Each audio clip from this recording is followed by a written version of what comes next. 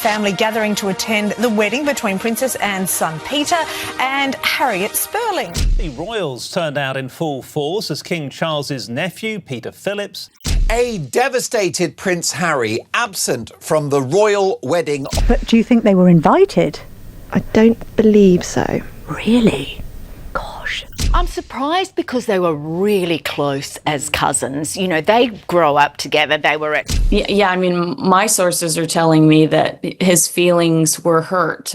Why would they want the stain of Prince Harry and Meghan Markle on their wedding day? Because it turns out that they haven't spoken in years. I thought that was quite the revelation. And the rest of the family didn't want the soap opera that it would come if Harry had turned up yesterday. Peter Phillips hasn't spoken to Harry in years, so why would he be invited to this wedding? For his children, the opportunity for them to be at events like this alongside their cousins. No Harry there as well. Remember, Harry's a cousin, just like William's a cousin of Peter Phillips. So, Harry's the only cousin who might not be at this gig. There may have been some discussions behind the scenes. We were kind of told they'd drifted apart since Harry moved to California. You know, you can't take any surety that he's actually going to come have a nice time. Harry and Meghan have been snubbed. They've been pushed out. Harry would be a distraction. It would be awkward because he hasn't talked to his cousin in so long. There are weddings that bring families together.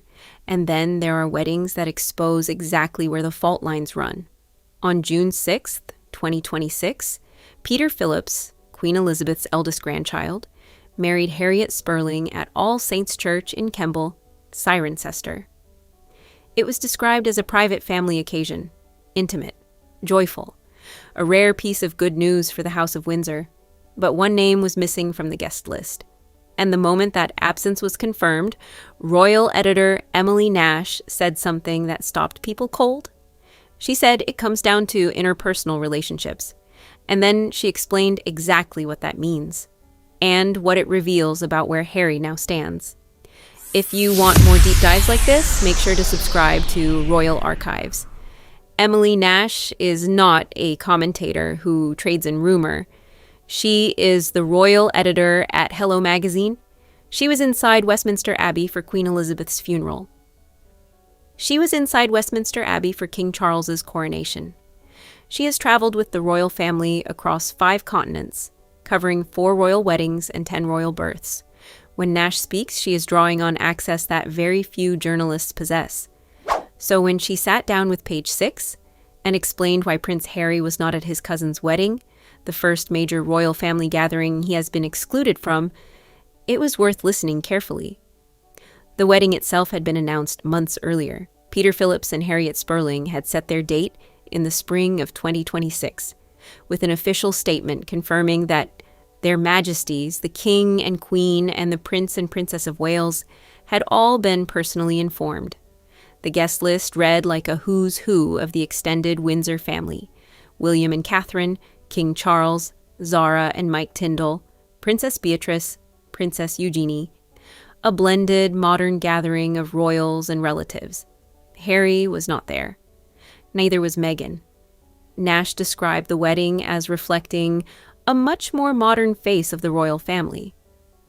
What she did not say aloud, but what the guest list itself made clear, was that this modern face had decided, quietly and definitively, that the Duke of Sussex no longer fit within it.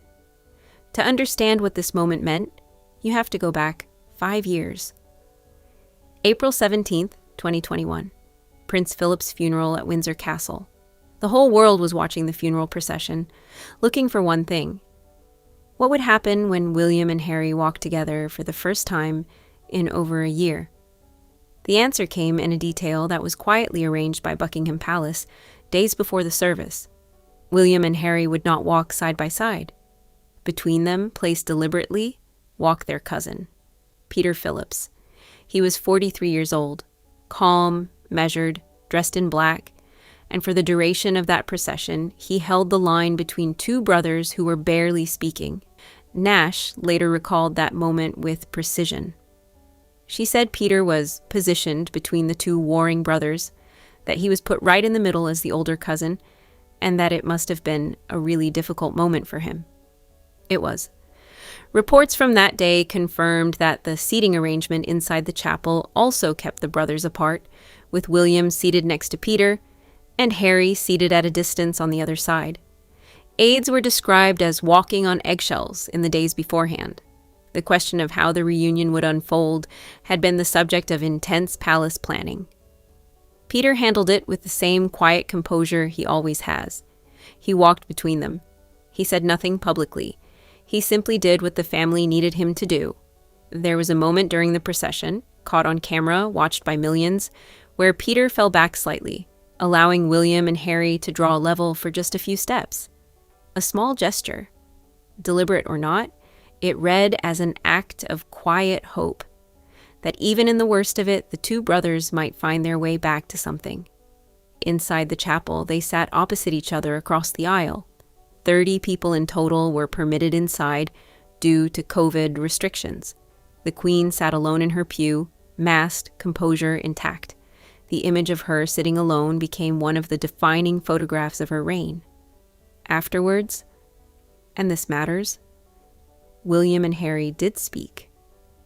Palace sources told The Sun that the brothers spent 2 hours together inside Windsor Castle after the service, with Charles joining them. One source described it as exactly the first step Philip would have wished for. For a few days, there was genuine hope that Philip's death had opened a door. That is who Peter Phillips is.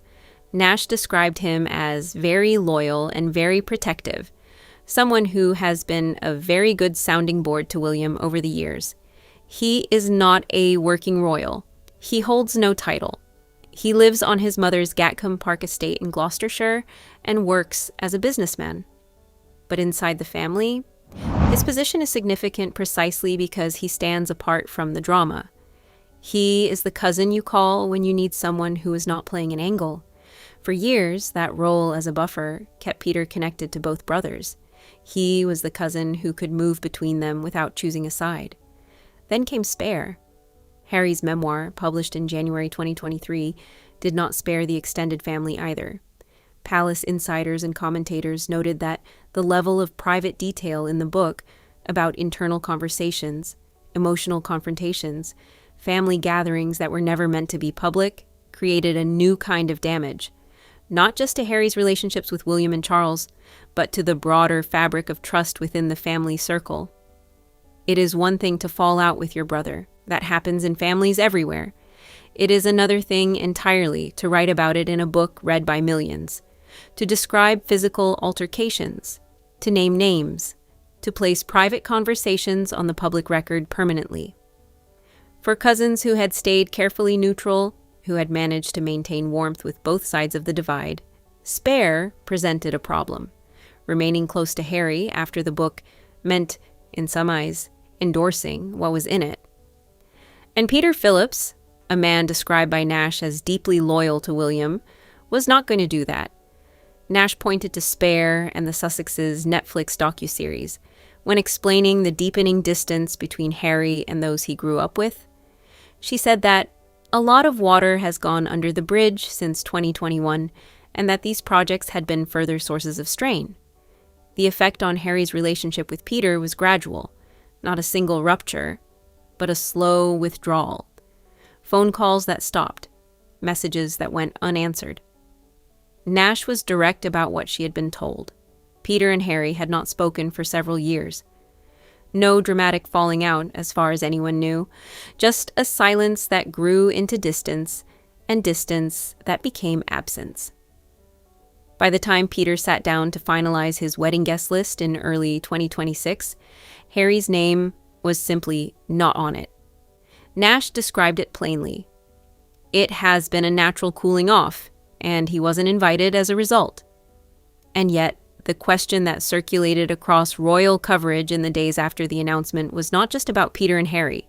It was about William.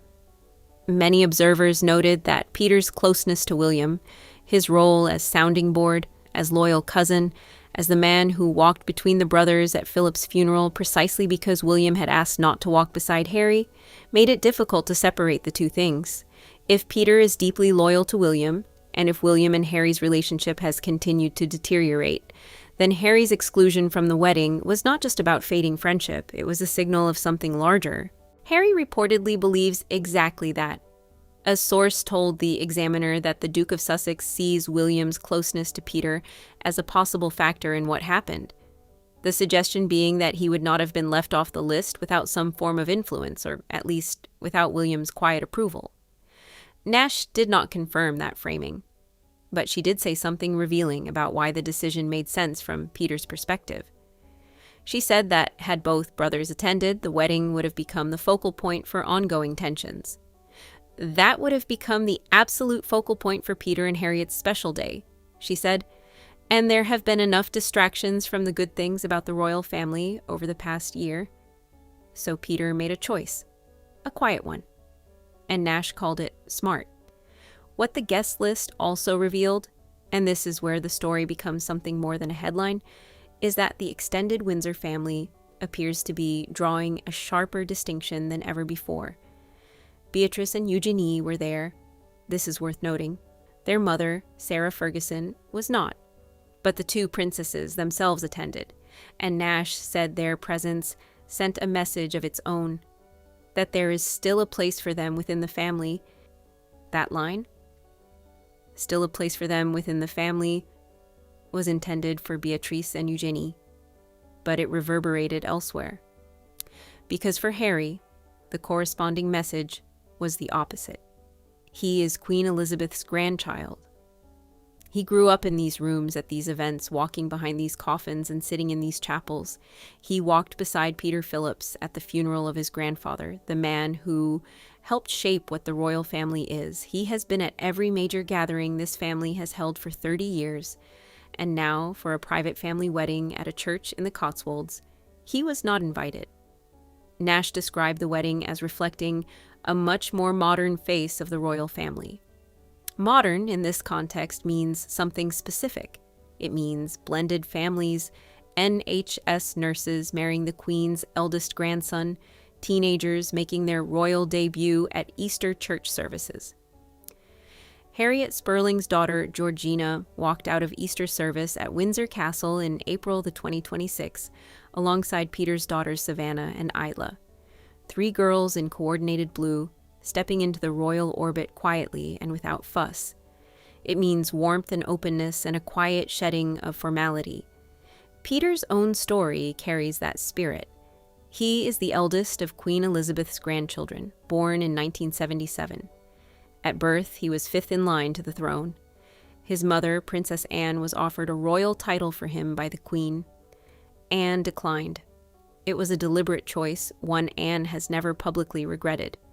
Peter grew up straddling 2 worlds, present at every major royal gathering, but free from the obligations that come with a title. He attended his first wedding at St. George's Chapel, Windsor, in 2008, when he married Autumn Kelly. That marriage ended in 2021. His second wedding, smaller, more private, in the Cotswolds, reflected the man he has become. Less ceremony, more meaning. But modern also means, it seems, a family that has decided who belongs in its circle and who does not. The image that stays with you from 2021 is Peter walking between the brothers. Steady, deliberate, his presence a kind of human sentence, keeping them apart not because anyone told him to stand there, but because everyone understood it was necessary. 5 years later, he has drawn a different kind of line, not between them, simply around the family, and Harry is on the outside of it. Nash put it simply. She said Peter is very loyal and very protective. She said he has been a good sounding board to William over the years. She said it absolutely makes sense that having both brothers there would have put a completely different slant on the whole event. What the wedding exposed, not through drama or confrontation, but through a single quiet absence, is that Harry's place in this family has shifted in a way that may now be permanent. The exclusion was not announced. There was no statement, no public dispute.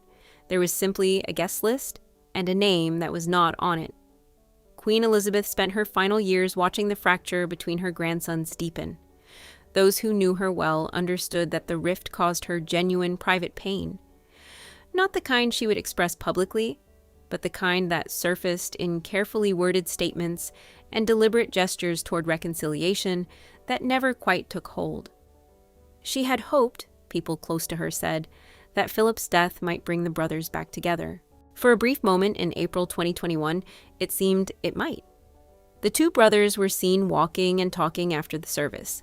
Palace sources told The Sun that they had spent hours together inside Windsor Castle, with Charles joining them. One source described it as exactly the first step Philip would have wished for.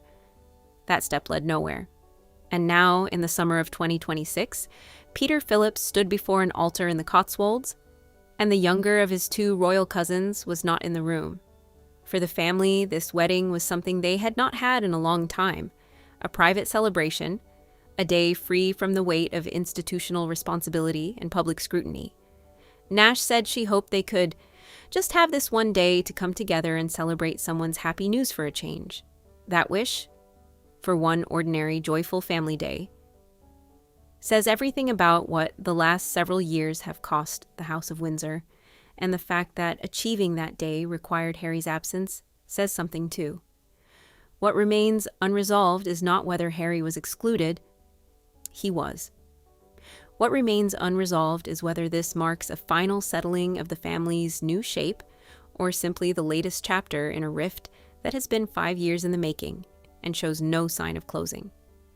Emily Nash has covered this family through births, weddings, funerals, and coronations. She was there when Queen Elizabeth walked into Westminster Abbey for the last time. She sat through the silence after the congregation was told the Queen had died. She has watched this family from the inside for decades, and she knows what the silences mean. What she revealed about this wedding was not a secret. There was no leak, no bombshell, no insider tape. It was something quieter and more lasting. The truth of where things actually stand. Spoken plainly by someone who has been watching this family long enough to read the patterns. The question is whether anyone on either side of that line is prepared to change it. For more stories like this, the private moments that define what this family really is, subscribe to Royal Archives. There is a great deal more still to be told.